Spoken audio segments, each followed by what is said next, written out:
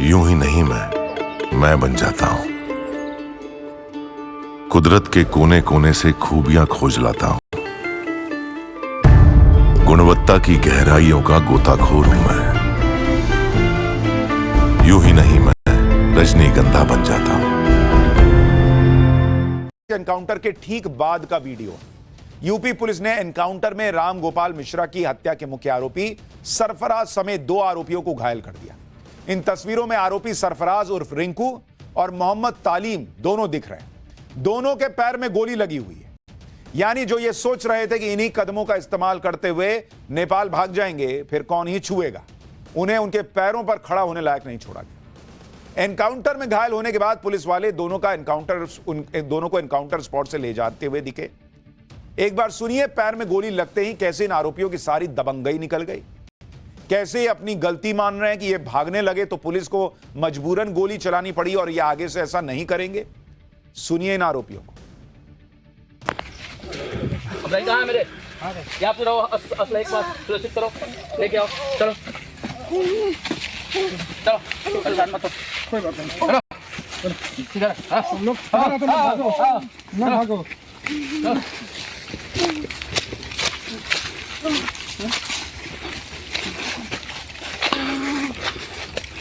कोई बात नहीं,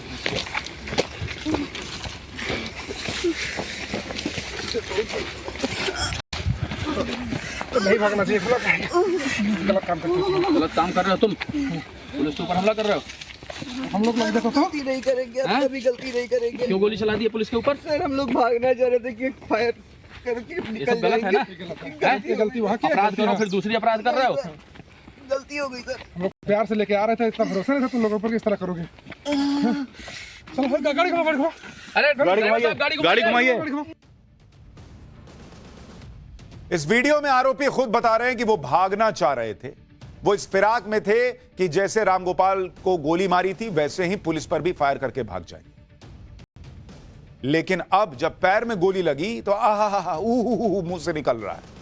अब समझ में आया कि जब रामगोपाल को गोली मारे हो गए तब उसको कैसा लगा होगा। अब समझ में आया कि अपने पैर में गोली लगी है, एक गोली लगी है तो क्या दर्द महसूस हो रहा है। रामगोपाल की तो छाती में गोली मारे थे। हालांकि इस सब के बावजूद बहराइच एनकाउंटर पर हंगामा मचा हुआ है।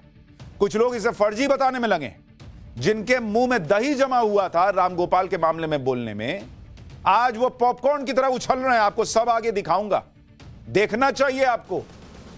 जो लोग कहते हैं कि भाई किसी क्राइम का धर्म नहीं होता, टेररिज्म का धर्म नहीं होता, लेकिन इस देश में ऐसे ऐसे नेता हैं जो अपराधी का धर्म देखकर छाती फाड़ते हैं अपना।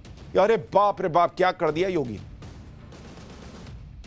योगी के भयंकर एक्शन से अब आरोपी कांप रहे हैं, बोल रहे हैं कि गलती हो गई सर। यह तो तब सोचना चाहिए था ना जब 13 अक्टूबर को बवाल मचा रहे थे। उस दिन बहराइच के महाराजगंज कस्बे में रविवार को दुर्गा प्रतिमा के विसर्जन के लिए जुलूस निकाला गया था। विसर्जन का जुलूस जब मस्जिद के सामने से गुजरा तो डीजे बजाने से मना करने पर विवाद हो गया, पथराव होने लगा। पथराव में दुर्गा मूर्ति खंडित हो गई, जिसके बाद बवाल बढ़ गया। इस दौरान समझ में नहीं आ रहा था कि गलत कर रहे हैं, तब गलती का एहसास नहीं हो रहा था। इस दौरान यात्रा में शामिल रामगोपाल मिश्रा को धार्मिक झंडा हटाने पर गोली मार दी गई। उसकी मौत से मामला और भड़क गया। बहराइच में तोड़फोड़ और आगजनी हो गई। हिंसा को देखते हुए योगी आदित्यनाथ ने अपने टॉप ऑफिसर्स को बहराइच भेजा और हिंसा प्रभावित इलाकों में भारी पुलिस बल को तैनात किया। लापरवाही बरतने वाले पुलिस वालों पर एक्शन हुआ। जब स्थिति सामान्य हुई तो आरोपियों की धरपकड़ तेज हुई और उसी में यह एनकाउंटर हुआ जब वो अपराधी भागने का प्रयास करने लगे। यह सब जब हो रहा था हंगामा, जब गोली चलाते वक्त इनको नहीं समझ में आ रहा था, यह राइफल लेते वक्त समझ में नहीं आ रहा था, राम गोपाल की छाती चीरते वक्त नहीं समझ में नहीं आ रहा था कि उसको क्या तकलीफ होगी, उसके परिवार पर क्या बीतेगी। आज टांग में गोली लगी तो आहा ऊहू निकल रहा है। आप 13 अक्टूबर का यह वीडियो देखिए जिसमें एक व्यक्ति हाथ में बंदूक लेकर खड़ा है। दावा है कि यही सरफराज है जिसने घर की छत पर चढ़े रामगोपाल मिश्रा को गोली मारी थी। लेकिन 4 दिन के अंदर ही पुलिस ने इसकी सारी हेकड़ी निकाल दी। उस दिन बंदूक लहरा रहा था, आज खड़े होने लायक नहीं बचा सरफराज। आज अस्पताल के बेड तक पहुंच गया, दर्द में तड़प रहा है।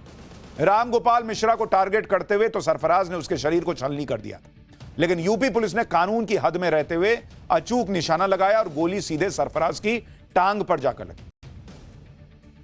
सरफराज और तालीम तो एनकाउंटर में पकड़े गए, उसके अलावा पुलिस ने बहराइच कांड में नामजद 3 और लोगों को पकड़ा है।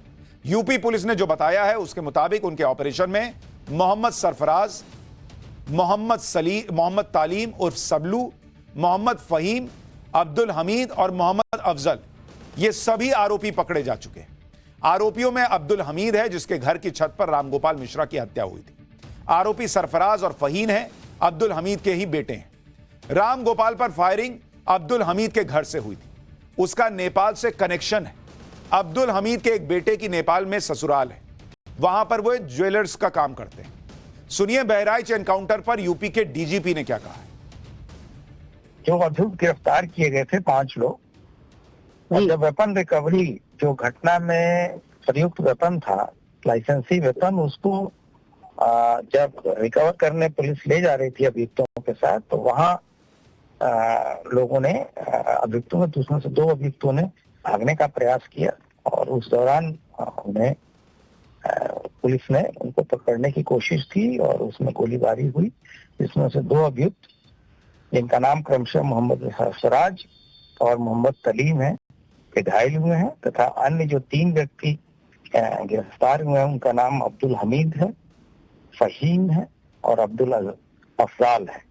कुल 5 लोग गिरफ्तार हुए हैं, जिसमें से 2 व्यक्ति घायल हैं। उत्तर प्रदेश में हर एनकाउंटर की तरह इस एनकाउंटर को भी इंडी गठबंधन झूठा बताने में लगा हुआ है। गोली सरफराज और तालीम को लगी है, लेकिन उसका दर्द इंडी गठबंधन को हो रहा है। इंडी गठबंधन के नेता क्या कह रहे हैं वो आपको सुनाऊंगा, लेकिन उससे पहले इंडी गठबंधन का ये वीडियो देखना चाहिए। यह वीडियो 13 अक्टूबर को उस वक्त का बताया जा रहा है जब रामगोपाल मिश्रा को गोली मारी गई। वीडियो में रामगोपाल मिश्रा छत पर दिख रहा है, उसके हाथ में एक भगवा झंडा है। वो उस झंडे को नीचे रखता है और छत पर दूसरे झंडे को उठाता है। तभी गोली चलने की आवाज सुनाई देती है। गोली लगते ही रामगोपाल मिश्रा जमीन पर गिर जाता है। जरा एक बार इस वीडियो को देखिए।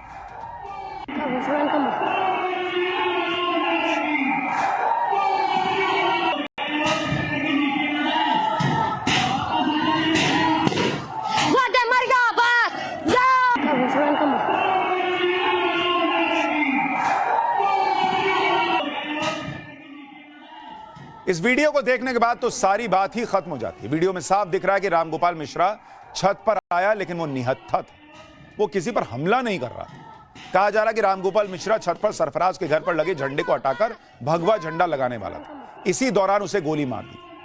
अगर आपको झंडे से इतनी दिक्कत थी तो गोली मार दोगे। आप जाते ना पुलिस में, लिखाते शिकायत कि भाई मेरे झंडे घर में घुस गया और इसने झंडा हटा दिया। जो झंडा हटाएगा, जो आपके मन का काम नहीं करेगा, गोली मार दोगे।